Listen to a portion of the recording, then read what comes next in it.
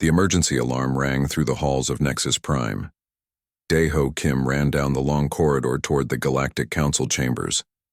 His human legs moved faster than most alien species could manage. The sound of panic filled the air around him. Dae-ho had been Earth's ambassador for 3 years. He had seen many crisis meetings before, but nothing like this. The message that woke him 20 minutes ago was simple and terrifying. The Void Seekers had returned.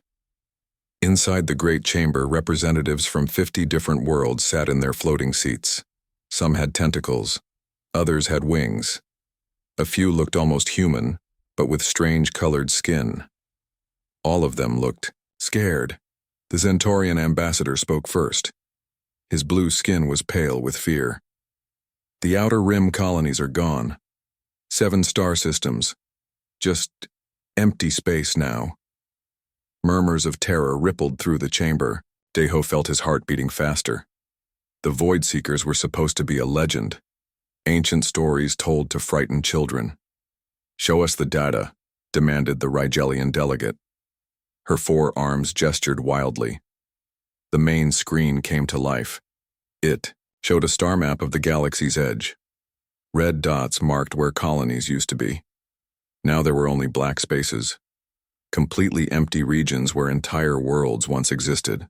The scanning ships that went to investigate never came back, the Zentorian continued. But we did receive one final transmission. The speakers crackled. A panicked voice filled the chamber. "This is Scout Ship Meridian. The darkness is spreading. The stars are going out, they're coming. The Void seek." The message ended in static. Dae-ho stood up slowly. "How long do we have?" An elder from the Vegan system answered. His voice shook. "Based on their movement pattern, they will reach the core worlds in 18 months, maybe less." The chamber exploded into chaos. Delegates shouted over each other. Some demanded immediate evacuation. Others called for military action. A few simply wept. The Zentorian ambassador raised his hand for silence. "The Empire has made its decision. We are evacuating all our colonies to the far rim, beyond the galactic edge if necessary." "You're running away?" Dae-ho asked. "We are surviving," the Zentorian replied coldly. "The Void Seekers cannot be fought. They unmake matter itself.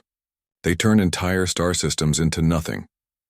One by one, each species announced their retreat plans. The mighty Arcturians were loading their population ships. The proud Rigelians were abandoning their homeworld. Even the ancient vegans, who had existed for millions of years, were fleeing. Dae-ho listened in growing disbelief.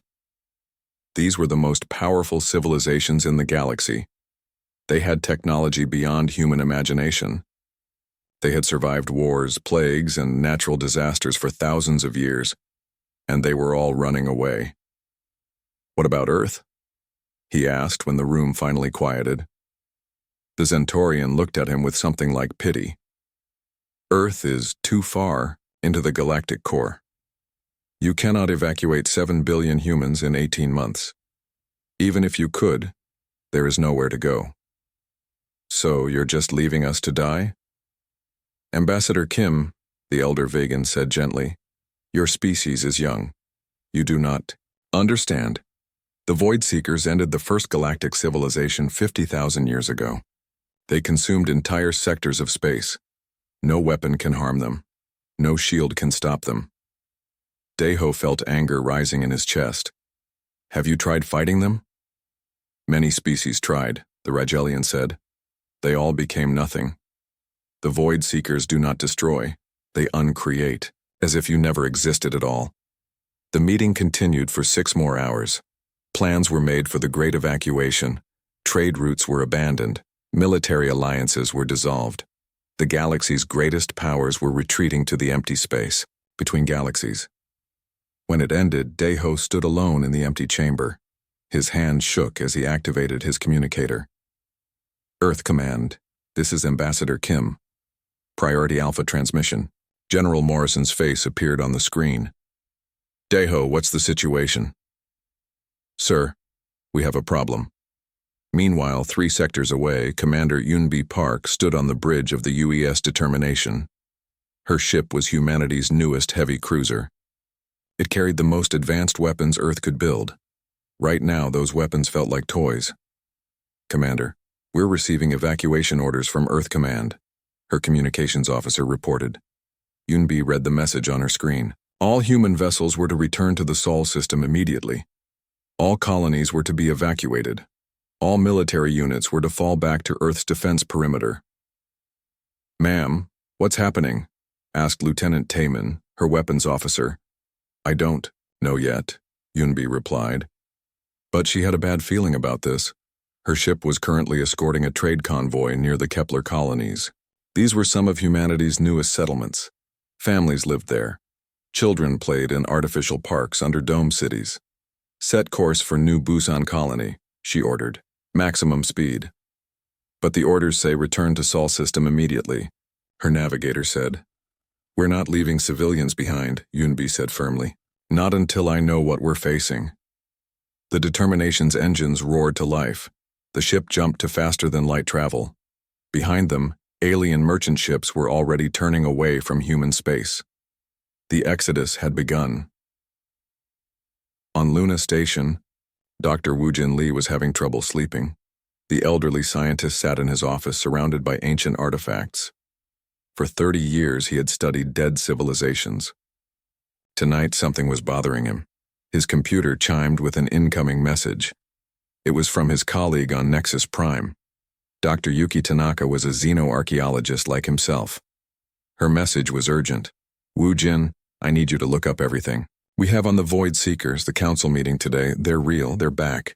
Check the old progenitor ruins. There might be something we missed." Dr. Lee's blood ran cold. He had heard the stories.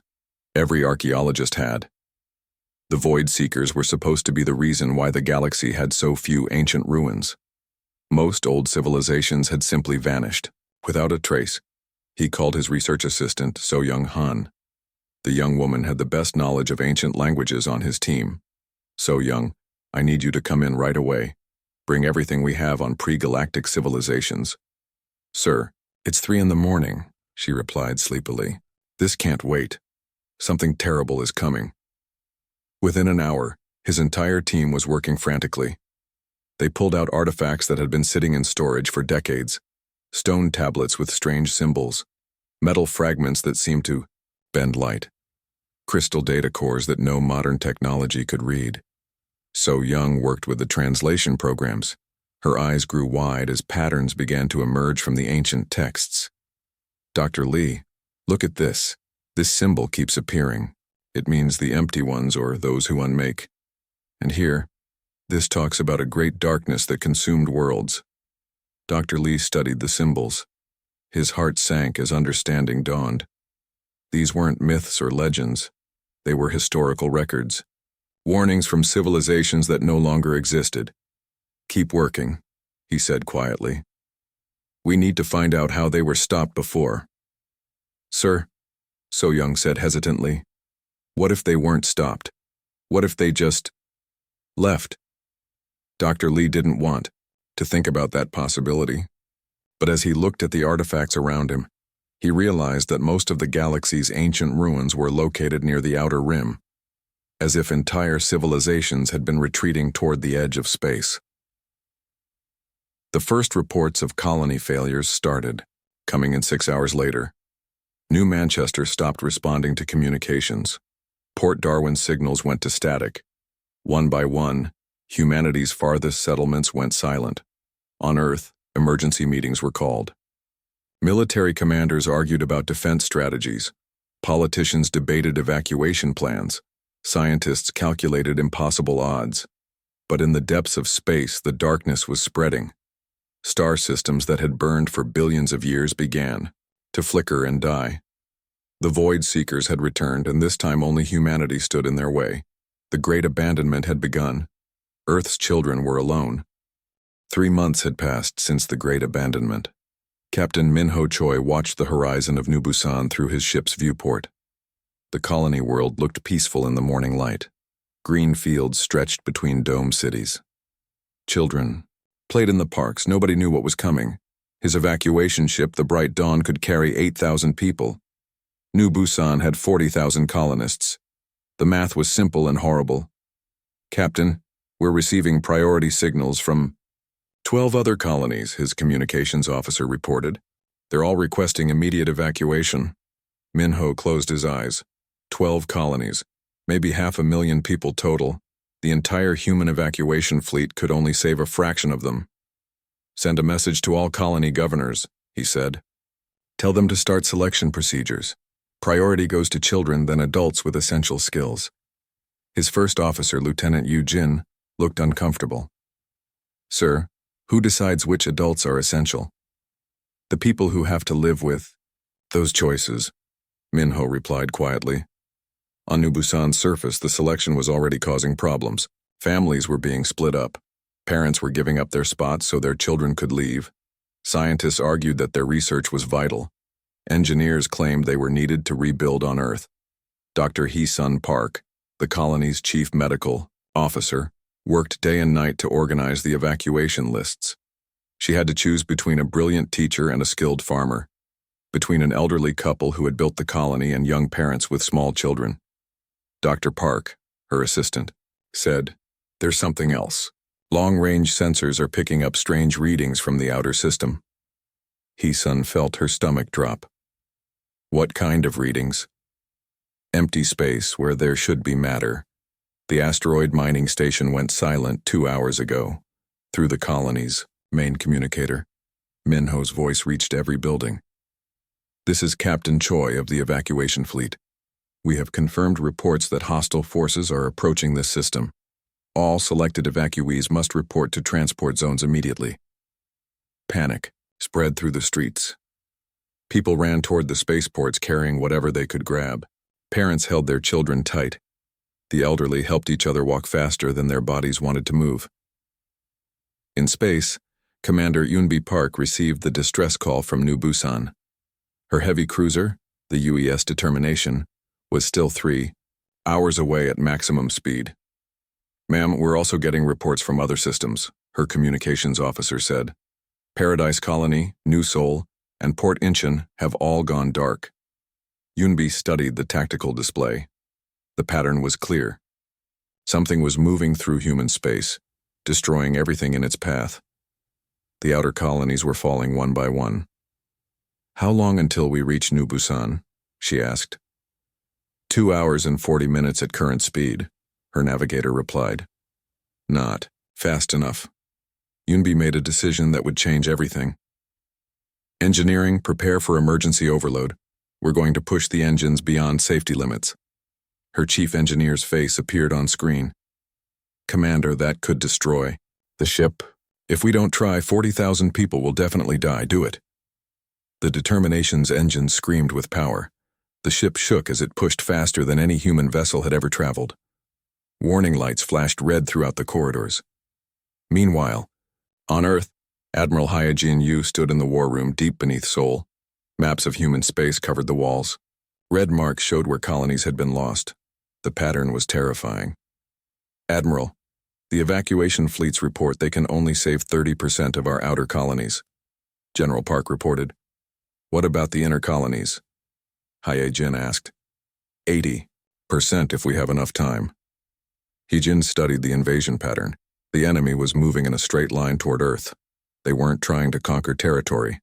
They were just destroying everything in their path. This isn't an invasion, she realized. This is extermination. Dr. Woo Jin Lee's team had been working without sleep for 3 days. Ancient texts covered every surface in his lab. So young, Han sat surrounded by translation programs and coffee cups. Dr. Lee, I found something, she said excitedly. Look at this symbol sequence. On the screen, ancient symbols formed a clear pattern. So Young had managed to translate part of an old warning. It says, "The empty ones return when the galaxy grows too crowded with thought. They come to silence the noise of living minds. But the bright ones found a way. They made weapons from the thing the empty ones fear most." What did they fear? Dr. Lee asked. The text is damaged here, but I think it says something about the light that burns from within. Dr. Lee frowned.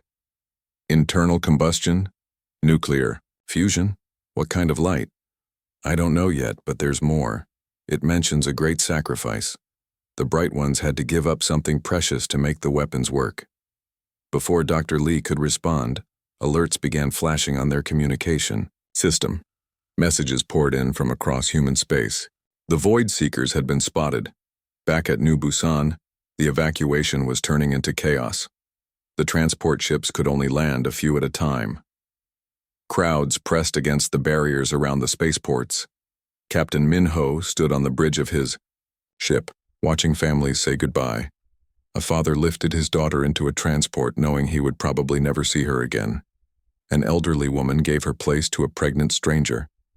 "Captain," his sensor operator called out. "I'm reading. Massive gravitational distortions at the edge of the system." Min-ho looked at his screens. Space itself seemed to be bending near the outer planets. Stars were flickering and going dark. "All ships, this is Captain Choi," he broadcast on emergency frequencies. "The enemy has arrived. Continue evacuation. Procedures. Do not engage the hostiles." But Commander Eunbi Park had other ideas. The UES determination dropped out of faster-than-light travel at the edge of New Busan's system. What Eunbi saw made her blood freeze. 3 ships hung in space ahead of her, but they were not built from any material she recognized. They seemed to absorb light itself. Looking at them hurt her eyes, as if her brain couldn't properly process what it was seeing. "Commander, sensors are going crazy," her science officer reported. "These readings don't make sense. The ships register as having negative mass." Negative mass? They're somehow less than empty space, as if they're holes in reality itself. One of the dark ships began moving toward New Busan. As it passed through the outer asteroid belt, the rocks simply ceased to exist. Not destroyed or vaporized, just gone, as if they had never been there. "All weapons target the lead ship," Eunbi ordered. "Fire everything we have." The determination unleashed its full arsenal. Plasma cannons, missile volleys, and particle beams struck the dark vessel. The weapons passed right through it without any effect. "Commander, our weapons aren't registering any impact," the weapons officer said in confusion. "Try again, different frequencies, full spectrum attack." They fired again, nuclear warheads, laser batteries, and experimental quantum torpedoes. Nothing worked. The dark ship continued toward the planet as if the determination wasn't even there. "Ma'am?" "They're not ignoring us," the science officer said. "I think they literally can't see us. We don't register on their sensors at all." Eunbi realized with horror what this meant. Humanity's most advanced warship was completely invisible to the enemy, not because of stealth technology, but because they were so far beneath the Void Seekers' notice that they might as well not exist. On New Busan's surface, the evacuation ships were loading the last groups of civilians. Captain Min-ho watched, his sensors as the dark ship approached the planet. "This is Captain Choi to all vessels. Emergency launch in 60 seconds. Repeat, emergency launch." Engines fired across the planet's surface. Transport ships rose into the sky carrying whatever people they could save. Families pressed against the windows, watching their world grow smaller below them. The dark ship reached New Busan's orbit. It didn't fire weapons or drop bombs. It simply passed over the planet's surface. Where its shadow touched, everything stopped existing. Cities, forests, mountains, and oceans just vanished into nothingness. Within minutes, New Busan was gone. Not destroyed. Erased. As if it had never existed at all. Min-ho's ship carried 8,000 survivors away from where their world used to be. Behind them, empty space marked the grave of 32,000 people. "Get me a channel to Earth Command," Min-ho said quietly. His hands shook as he activated the communicator. When Admiral Yu's face appeared on screen, Min-ho delivered the message that would change everything. "Admiral, this is Captain Choi.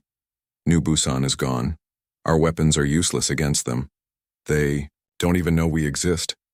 His voice cracked with emotion. "But we're not giving up. We may be alone, but we are not defeated." The message spread across human space within hours. As more colonies fell and more evacuation ships fled toward Earth, Captain Min-ho's words became a rallying cry. They were alone. Their weapons didn't work. The enemy couldn't even see them. But humanity would not surrender. The dark tide was rising. but Earth's children would find a way to push it back. 6 weeks after New Busan's destruction, Earth had become something it had never been before. Every factory, every laboratory, every workshop was focused on one goal: finding a way to fight back. Ji-hoon Park stood in the control center of Titan Station, watching his engineering teams work around the clock. He was Commander Yoonbi Park's younger brother, but while she fought in space, he fought with blueprints and welding torches. "Status report," Ji-hoon called to his team leaders. "Orbital. Factory 7 has finished converting to resonance core production," reported Chief Engineer Sumi. "We're making 50 cores per day now." "Not enough," Ji-hoon said. "We need 500 per day if we're going to equip the entire fleet." The resonance cores were humanity's first real hope. Dr. Woo Jin Lee's research team had discovered that the Void Seekers were affected by specific quantum frequencies. It wasn't much, but it was something. On Luna Station, Dr. Young Mi Seo worked with equations that made her head hurt. The quantum physicist had been studying the weapon fragments that Commander Park's ship had recovered from destroyed Void Seeker scouts. "The frequency has to be exact," she explained to Dr. Lee. "Too high and it passes through them. Too low and they absorb it. But right in the middle, they take damage," Dr. Lee finished. "But how do we generate enough power?" Dr. Seo pulled up her latest calculations. "That's the problem. The power requirements are enormous. We would need the entire output of Earth's fusion reactors just to power one weapon for a few minutes." So Young Han looked up from her translation work. "Dr. Seo, what if the power doesn't come from machines?" "What do you mean?" "The ancient texts keep mentioning inner light and the fire of thinking minds. What if they were talking about consciousness itself?" Dr. Seo stared at her. The idea was crazy. But in a war against enemies that shouldn't exist, maybe crazy was exactly what they needed. "We would need to test it," Dr. Seo said slowly. "Find volunteers willing to connect their minds directly to the weapon systems. That could kill them," Dr. Lee warned. "Everything we're trying could kill us." So Young replied. "But this might actually work." Meanwhile, on Earth's surface, something extraordinary was happening. Tae Hyun-oh had been a meditation teacher before the war. Now he was organizing something much larger. In cities across Earth, millions of people gathered in parks, stadiums, and public squares. They sat quietly, focusing their minds on a single thought: resistance. They didn't understand the science, but they understood the need. "Breathe slowly," Tae-hyun's voice carried across Seoul's Central Plaza. "Feel the connection to everyone around you. We are not alone.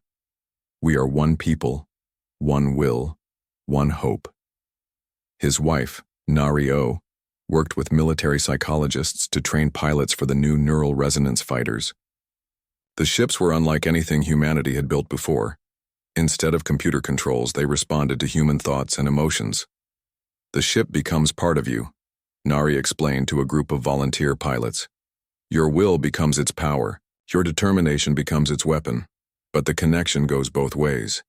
You will feel everything the ship feels." Lieutenant Kyung Soo-jang raised his hand. "Ma'am, what happens if the ship gets damaged?" Nari hesitated. The early tests had shown disturbing results. When the prototype ships took damage, their pilots felt physical pain. When one test ship was destroyed, its pilot had fallen into a coma. "The risks are significant," she admitted. "But without these ships, we have no chance at all." Admiral Hai Jin-yu faced the hardest decisions of her career. Intelligence reports showed the Void Seekers were now only 8 months from Earth. Half of humanity's outer colonies were gone. The evacuation fleets were arriving daily with refugees and horrible stories. "Admiral, the Council wants to know about the Prometheus Protocol," General Kim reported. Hai Jin looked at the classified files on her desk. The Prometheus Protocol was Dr. Seo's plan to weaponize human consciousness. It was untested, dangerous, and possibly insane. It was also their only hope. "What's the latest from the test programs?" she asked. "Mixed results. The resonance cores work, but they need human operators. The neural link fighters show promise, but pilot survival rates are only 60%.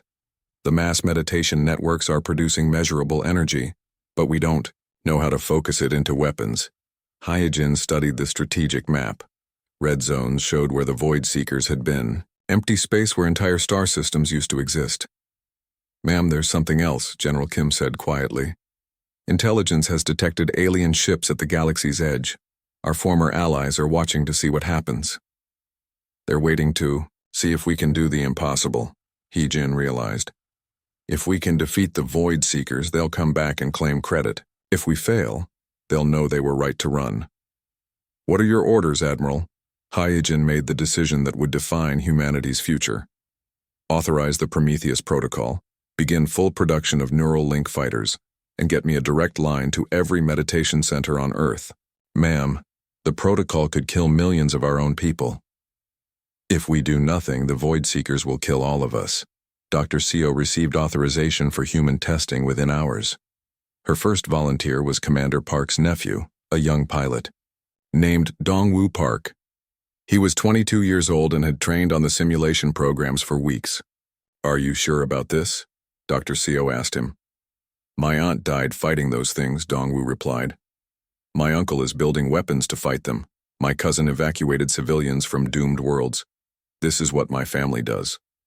The neural link chamber looked like a medical facility mixed with a spacecraft cockpit. Dongwoo lay down on the interface bed as technicians attached monitoring equipment to his head and chest. "Remember, the ship responds to your emotions," Dr. Seo explained. "Stay calm but determined. Think of protecting Earth, not destroying the enemy." "Why is that important?" "Because the ancient texts suggest that hatred and anger make the connection unstable. The Void Seekers feed on negative emotions. But hope, love, and the desire to protect others seem to strengthen the link." Dongwoo nodded and closed his eyes. The technicians began the connection sequence. At first, nothing happened. Then the prototype fighter in the test hangar began to glow with soft white light. Its engines came online without anyone touching the controls. "Neural link established," a technician reported. "Ship systems responding to pilot's mental commands." Through the chamber's speakers, they could hear Dongwoo's voice, but it sounded different. Stronger somehow. "I can feel it," he said. "The ship is alive. It wants to fly. It wants to fight." "Emotional state?" Dr. Seo asked. "Stable. He's calm but focused. Brain activity is off the charts, but not in a dangerous way." For the next hour they ran tests. Dongwoo flew the ship through complex maneuvers using only his thoughts. The fighter responded faster than any computer-controlled vessel ever could. But when they tested the weapon systems, something unexpected happened. The ship's resonance cannon fired a beam of pure white energy. The test target didn't just get destroyed, it got transformed. The metal and plastic changed into something that looked like crystal flowers. "What just happened?" Dr. Seo asked. "I don't know," Dongwoo replied. "I was thinking about making something beautiful instead of just destroying." The ship listened. Dr. Seo stared at the readings. The weapon hadn't destroyed the target. It had somehow converted it into a different form of matter. Living matter. "Run the test again," she ordered. "This time, try to think about growth instead of destruction." The second test was even more dramatic. The resonance beam struck a metal plate and turned it into what looked like a small tree made of light. "Dr. Seo," the lead technician said, "if this works on Void Seeker ships, we might not just stop them," Dr. Seo realized. "We might be able to change them." Across Earth, the preparation continued. Factories worked day and night.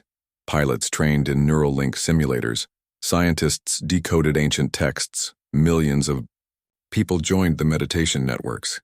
Insu Han led a small group that still believed in negotiation. His daughter Mi Young Han argued with him daily about it. "Father, you can't negotiate with something that erases people from existence," she said. "There has to be a way," Insu insisted. "Maybe they don't understand what they're doing. Maybe they think we're some kind of disease. Even if that's true, they're still killing billions of people. But if we could communicate with them, make them understand that we're intelligent beings with families and dreams." Mi Young shook her head. "Some things are too dangerous to try to understand. Sometimes you just have to fight." Their argument represented a larger debate happening across human space. Some people believed the Void Seekers could be reasoned with. Others thought the only choice was total war. As Earth's preparations reached their final stages, long-range sensors detected the Void Seeker main fleet. It was massive. Hundreds of the dark ships moved through space like holes in reality itself. Admiral, you called a final meeting of Earth's military leaders. In 3 months, they'll reach our outer defense perimeter, she announced. We have 60 Neuralink fighters, 2,000 resonance-equipped ships, and 50 million people in the meditation networks. Is it enough? General Kim asked. Haye Jin looked around the room at the faces of humanity's defenders. They were scared but determined, outnumbered but not defeated. The aurora over Earth grew brighter each day. What had once been beautiful green and blue lights now pulsed with dark red and purple colors. Dr. Youngmi Seo watched them from her laboratory window and felt sick to her stomach. The Void Seekers are affecting our planet's energy field, she explained to Admiral Yu during their morning briefing. The closer they get, the stronger the effect becomes. What kind of effects? The Admiral asked. Plants are dying in random patterns. Animals are acting strangely. Some people report nightmares about empty space. And there's something else. Dr. Seo showed her the latest medical reports. Emergency rooms are seeing increased cases of what they're calling existence anxiety. People suddenly feeling like they might stop being real. Admiral Yu felt a chill. Is it getting worse? Every day. When they reach our outer defense line, the psychological effects could be severe enough to cripple our resistance. 2 weeks later, the Battle of the Asteroid Belt began. Commander Yunbi Park had been promoted to lead the 1st Neural Squadron. Her ship, the UES Determination II, was one of 60 fighters equipped with the new consciousness-based weapons. All pilots, this is Commander Park, she broadcast to her squadron. Remember your training. Stay connected to the meditation networks on Earth. Let their strength flow through you. Lieutenant Kyung-Soo Jang flew beside her in his fighter, the Light-Bearer.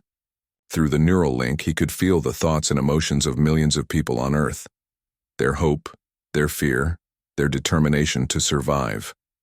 Contact bearing 27 Mark 8, his ship's sensors announced.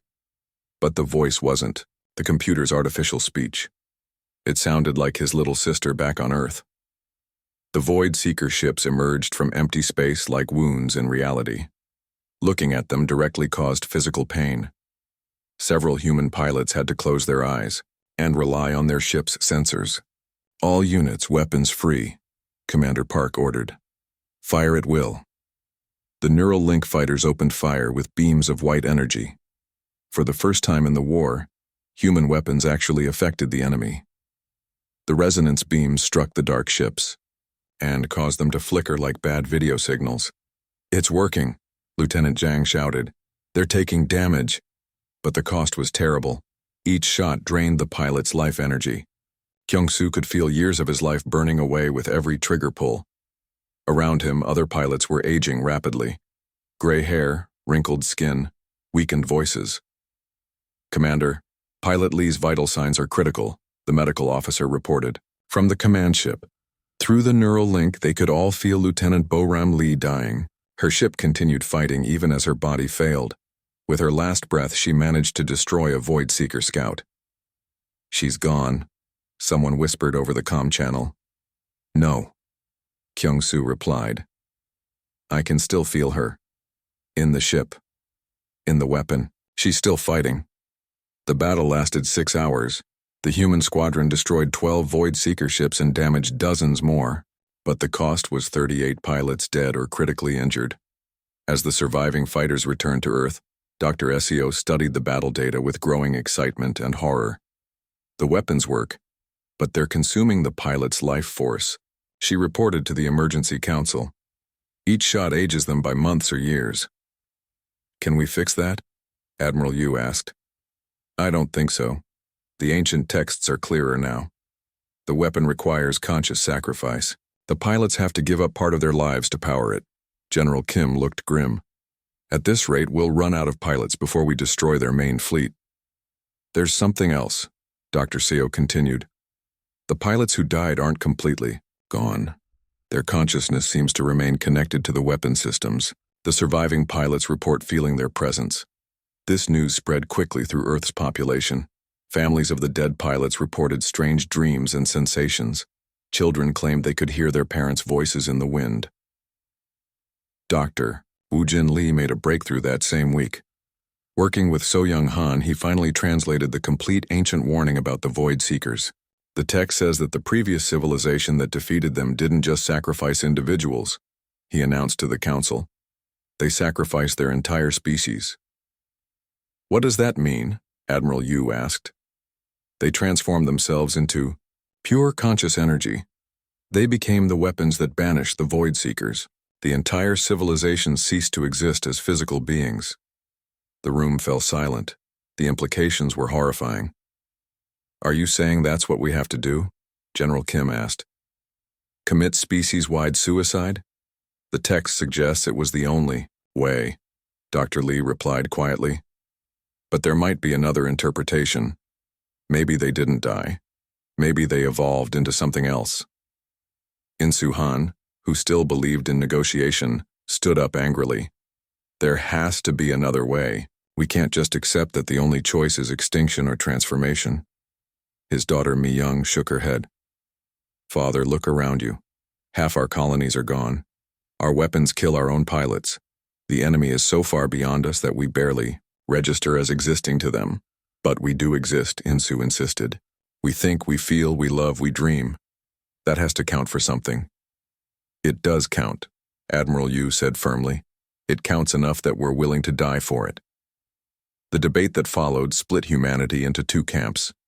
One group, led by Insu, wanted to try communication with the Void Seekers. The other, led by Mi-young and Admiral Yu, believed the only option was to fight to the end.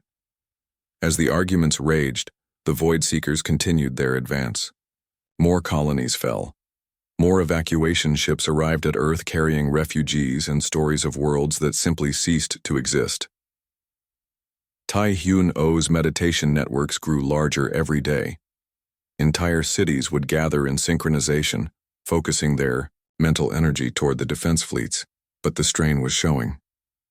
People are starting to collapse during the sessions, his wife Nari reported. The neural link is draining energy from everyone connected to it. How many have we lost? Tai Hyun asked. 47 people have fallen into comas after particularly intense sessions. The doctors don't know how to wake them up. Tae Hyun visited one of the coma patients in Seoul General Hospital. The woman was young, maybe 25 years old. Her brain showed unusual activity, as if she was dreaming constantly. What are you seeing? He whispered to her unconscious form. That night, Tae Hyun had a dream himself. He stood in a vast space, filled with gentle light. Around him he could see the consciousness of everyone who had given their lives to power the weapons. They weren't dead. They were waiting. Waiting for what? He asked them. The answer came not in words but in understanding. They were waiting for enough of humanity to join them. When the critical mass was reached, something would happen. Something that had never occurred before in the galaxy's history. Meanwhile, the children of Earth began showing strange abilities. 8-year-old Soo-jin Park, Commander Park's niece, could make small objects glow with white light just by concentrating on them. 10-year-old Hyunwoo Kim could sense the emotions of people hundreds of kilometers away. Dr. Seo studied these children with fascination and worry. Their neural patterns are completely different from adults, she explained to a team of child psychologists. It's as if their minds are naturally adapted to the consciousness-based technology. Is it safe? Asked Dr. Moon, a pediatrician. I don't know, but they're not aging like the adult pilots when they use their abilities. If anything, they seem to be getting stronger. News of the children's abilities reached Admiral Yu, just as long-range sensors detected the Void Seeker main fleet entering the solar system. How many ships? She asked. 437 confirmed contacts, the sensor operator replied. Possibly more. They're hard to count because they seem to phase in and out of normal space. Admiral Yu looked at her tactical display. Earth's defense fleet consisted of 112 naval vessels, 62 surviving neural link fighters, and the orbital defense platforms. Against 400 Void Seeker ships, ma'am, General Kim said. We're also getting reports that some of the children want to volunteer as pilots. Absolutely not, Admiral Yu said immediately. Admiral, with respect, they might be our only chance. The adult pilots are dying too quickly, and the children seem immune to the aging effects. Admiral Yu felt the weight of humanity's future pressing down on her shoulders. Use children as weapons or watch the entire species die. Get me the parents of the children who volunteered, she said finally. This isn't a military decision. It's a family decision.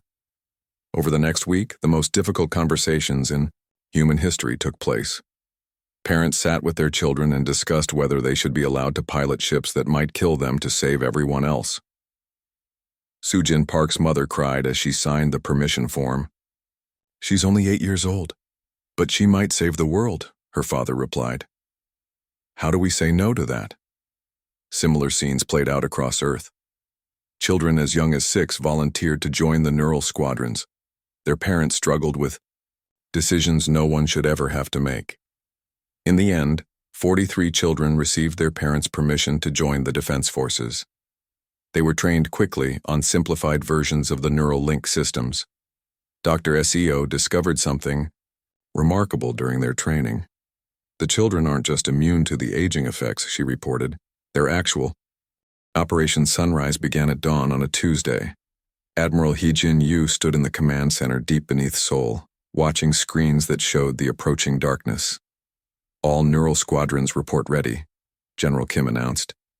Meditation networks are at maximum synchronization. Orbital platforms are charged and targeting. What about the children's squadron? Admiral Yu asked. Soo-Jin Park reports that her team is excited to fly, came the reply. Her exact words were, "The ships want to dance with us." Admiral Yu felt her heart break a little. Children should be playing in parks, not preparing to sacrifice their lives in space battles. Jinwoo Lee sat in his fighter's cockpit, feeling the neural interface connecting his mind to the ship's systems. At 19, he was one of the older pilots in the young adult squadron. His father, Dr. Woo Jin Lee, had helped design the weapons he was about to use. Through his ship's sensors, Jinwoo could feel the presence of his girlfriend, Haewon Kim, sitting in a meditation center in Busan. Her love and support flowed through the neural network, giving him strength. Jinwoo, can you hear me? Haewon's voice whispered in his mind. I can feel you, he replied through the link. Your light is keeping me warm. Around them, thousands of other pilots were having similar connections with loved ones on Earth. The meditation networks weren't just providing power, they were providing reasons to fight. The Void Seeker fleet emerged from the darkness between Mars and Jupiter. 437 ships that seemed to eat light itself. Looking at them through the neural link caused physical pain, but the pilots endured it. Remember, Commander Dongwoo Park broadcast to all squadrons, we're not trying to destroy them. We're trying to transform them. Think of healing, not hurting. The first wave of neural fighters dove toward the enemy fleet. Their ships glowed with white and gold light that seemed to push back the darkness around the Void Seeker vessels. Jinwoo fired his resonance cannon at the nearest enemy ship. Instead of the destructive red beam that normal weapons produced, his cannon shot out spirals of pure white energy. When it struck the dark vessel, something beautiful happened. The Void Seeker ship didn't explode. Its black hull began changing color, shifting from absolute darkness to deep purple, then blue, then silver. Where Jinwoo's beam touched it, the ship started to look almost alive. It's working, he shouted over the comm channel. The ships are changing. But the transformation wasn't easy. Jinwoo could feel years of his life burning away with each shot. Around him, other pilots were aging rapidly as they poured their life force into the weapons. Lieutenant Sang-min collapsed in his cockpit as his hair turned white and his face grew wrinkled. But his ship continued fighting, somehow powered by his determination even as his body failed. I can see them, Sang-min whispered with his final breath. The ones who came before. They're helping us. Through the neural network, all the pilots felt Sang-min's consciousness join the growing presence of the fallen. He wasn't dead. He had become part of something larger. On Earth, 8-year-old Soo-Jin Park climbed into a fighter designed specifically for children.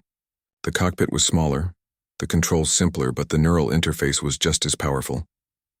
"Are you ready, little star?" her ship's computer asked in a voice that sounded like her grandmother. "We're ready to fly," Sujin replied, speaking for all the children in her squadron. The children's fighters rose from Earth like shooting stars in reverse. They moved differently than the adult ships, dancing through space instead of flying in straight lines. When Sujin's squadron reached the battle zone, something miraculous happened. The children's weapons didn't age them at all. Instead, they seemed to make the children brighter, more alive. "Look what we can do."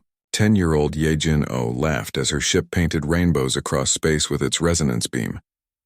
Where the children's weapons struck the Void Seeker ships, the transformation was even more dramatic. The dark vessels began sprouting what looked like crystalline flowers. Their weapon ports changed into patterns that resembled eyes and mouths. Dr. Youngmi Seo watched the battle from her lab and realized what was happening. "The children aren't just changing the ships," she announced to the command center. "They're giving them consciousness. They're making them alive." "Is that good or bad?" Admiral Yu asked. "I don't know," Dr. Seo admitted. "We're in completely unknown territory now." The battle raged for 8 hours. Human fighters danced around Void Seeker ships, transforming them one by one. But the cost was enormous. Adult pilots were dying by the dozens, their life force drained. By the weapons, Commander Dongwoo Park led a desperate charge toward the largest Void Seeker vessel, a massive ship that seemed to be the fleet's commander. His weapon struck its hull and began the transformation process. "I can hear it thinking," Dongwoo reported. "It's confused. It doesn't understand what's happening to it." The massive ship began to change, its dark surface shifting to silver and gold. But as it transformed, it sent out a pulse of energy that struck every human ship in the battle zone. Suddenly, the pilots could hear the thoughts of the Void Seekers. They weren't evil. They weren't trying to destroy life out of malice. They were cosmic gardeners, trying to prevent the universe from becoming too crowded with consciousness. They believed that too much thinking and feeling would cause reality itself to collapse. "They're trying to save the universe," Jinwoo whispered in amazement. "By killing everyone in it," Haewon replied through their neural link. The revelation changed everything. This wasn't a war between good and evil. It was a conflict between two different ideas about what the universe should be. Dr. Woo-Jin Lee, monitoring the battle from Luna Station, made a startling discovery. "The ancient texts were wrong," he announced. "The previous civilization didn't sacrifice themselves to defeat the Void Seekers. They merged with them. They became partners in protecting reality." "What does that mean for us?" Admiral Yu asked. "It means we have a choice. We can try to destroy them or we can try to join with them, become co-guardians of consciousness itself." On the battlefield, the transformed Void Seeker ships were beginning to communicate with the human fighters. Their thoughts came through the neural network as colors and emotions rather than words. Sujin Park found herself in direct mental contact with one of the transformed ships. "Why do you want to erase us?" she asked it. The response came as a flood of images. The Void Seeker showed her galaxies where consciousness had grown so complex that space and time had begun to break down. Realities where too much thinking had caused the laws of physics to fail. "But we can learn to be careful," Sujin said. "We can grow without breaking things." The transformed ship considered this. Through its connection to the larger fleet, it began sharing Sujin's idea with the other Void Seekers. A debate began among the enemy ships. Some wanted to continue their mission of limiting consciousness. Others were beginning to believe that cooperation might be possible. The battle took on a new character. Instead of trying to transform all the Void Seeker ships, the human pilots began communicating with them. Children especially seemed able to reach the alien minds. "They're scared," reported 12-year-old Minseo from her fighter. "They think if they don't control consciousness, everything will end." "Tell them we can help," Sujin suggested. "Tell them humans are good at fixing problems." But not all the Void Seekers were willing to listen. The largest group of ships, led by an ancient entity, that had existed since the universe was young, refused to consider cooperation. There can be only one way. Its thoughts thundered through the neural network. Consciousness must be limited or all will be chaos. Admiral Yu made the hardest decision of her career. All remaining pilots, prepare for the final phase. We're going to have to force them to understand. Ma'am, what do you mean? General Kim asked. We're going to show them what happens when consciousness reaches its full potential. We're going to activate the Earth Core Resonance. The Earth Core Resonance was the most desperate plan humanity had developed. By connecting every person on Earth to the neural network and channeling that energy through the planet's core, they could create a weapon powerful enough to affect the Void Seekers directly. The cost would be enormous. Most of Earth's population would die from the energy drain. But if it worked, it might convince the Void Seekers that consciousness could be trusted with its own existence. Begin evacuation of non-essential personnel to the deep shelters, Admiral Yu ordered, and get me a direct line to every meditation center on the planet. Across Earth, 57 million people received the message. They were being asked to volunteer their lives to power a weapon that might save the universe. The response was immediate and overwhelming. We volunteer, came the reply from meditation centers in every city, every town, every village. Taihyun. O stood in Seoul's Central Plaza, surrounded by 2 million people who had chosen to link their consciousness to the final weapon. Are we ready? He asked them. We are ready, they replied as one voice. In space, the children's squadron took position around the largest Void Seeker ship. Soojin Park's fighter glowed like a small star as she prepared for the most important conversation in galactic history. Listen to us, she broadcast to the ancient entity. We want to show you something. On Earth, 57 million people joined there. Earth burned with the light of 50 million souls. The planet itself had become a weapon, channeling the combined consciousness of humanity through its core and out into space. Admiral Haijin Yu watched from the command bunker as her world transformed into something beyond human understanding. The continents glowed with soft white light. The ocean sparkled like liquid starlight. Energy levels are beyond our instrument's ability to measure, Dr. Youngmi Seo reported. The planet is generating more power than our entire sun. How many people are left conscious? Admiral Yu asked. Approximately 500,000, came the grim reply. Everyone else has joined the network.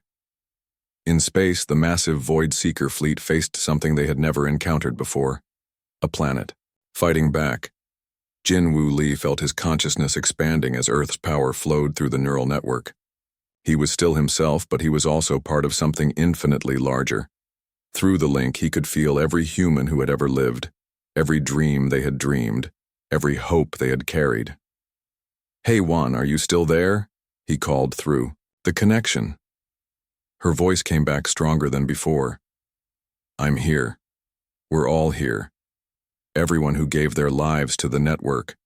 We're still fighting. The battle had become something beyond physical conflict. It was a contest of ideas played, out on a cosmic scale. The Void Seekers represented the belief that consciousness was dangerous and must be controlled. Humanity represented the belief that consciousness was precious and must be allowed to flourish.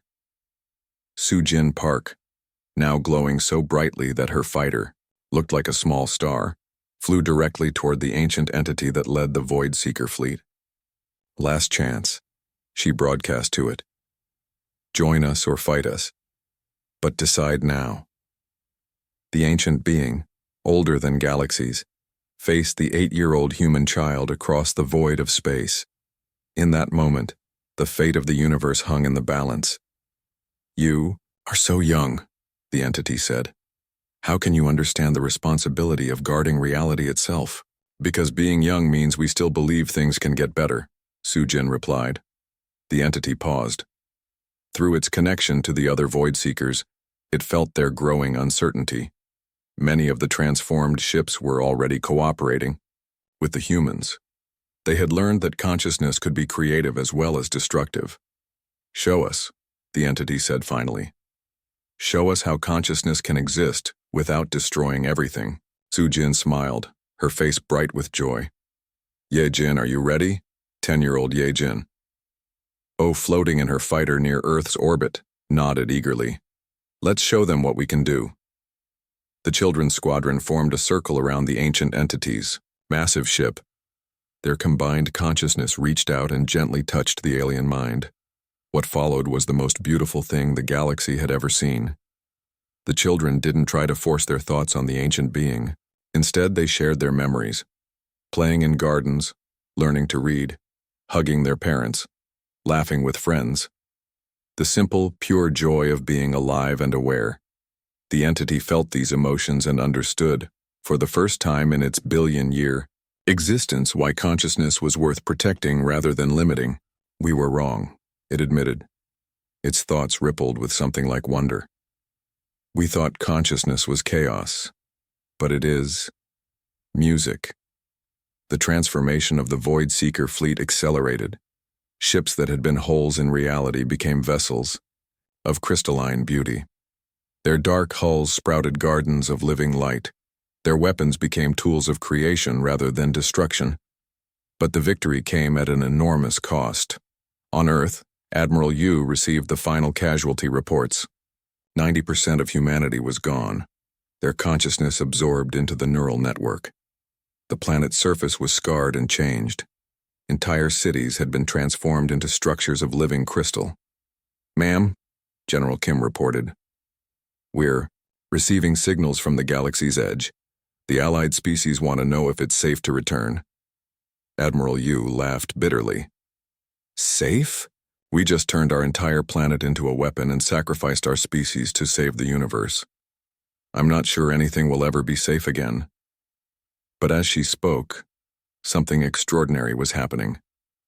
The children who had survived the final battle were changing. Sujin Park floated in space without a ship, her body glowing with its own light.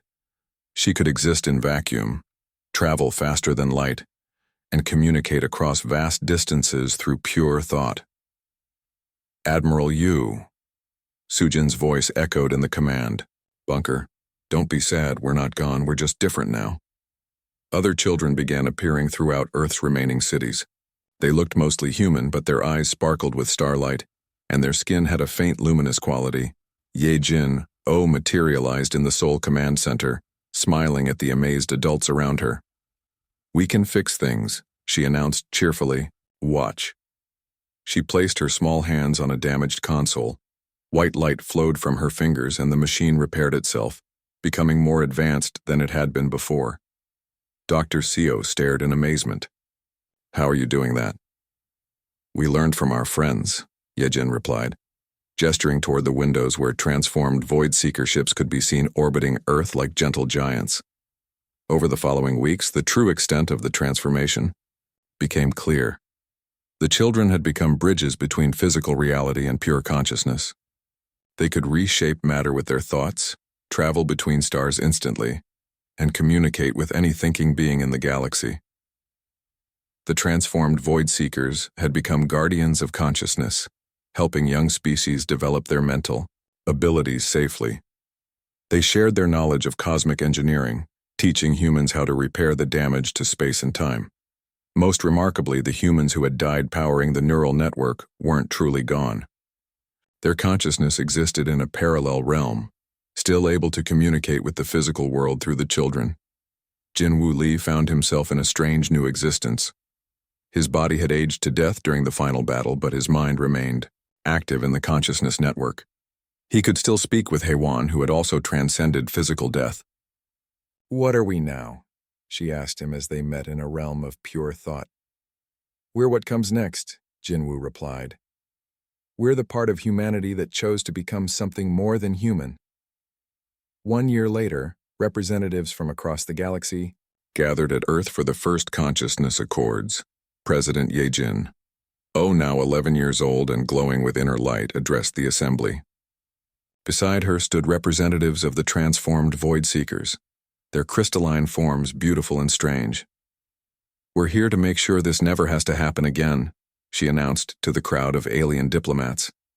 We're going to teach everyone, how to grow their minds safely, how to think and feel and dream without breaking reality. The Zentorian ambassador, who had fled at the first sign of danger, stepped forward nervously. "President,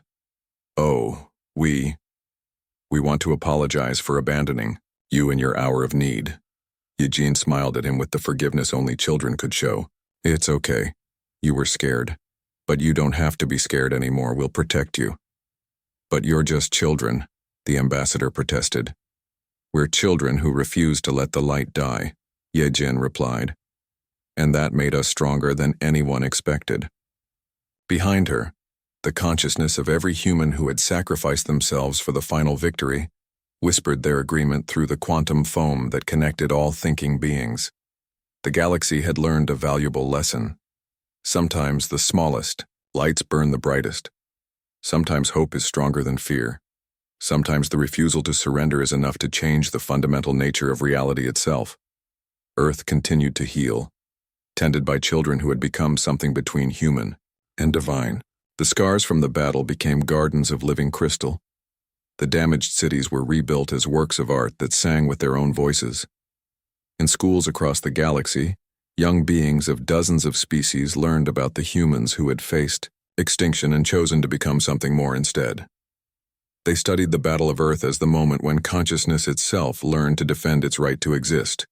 And in the spaces between stars, transformed Void Seeker ships patrolled the cosmos, no longer seeking to limit consciousness but to protect it.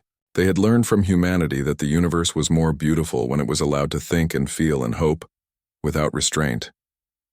The children of Earth had saved more than their own species.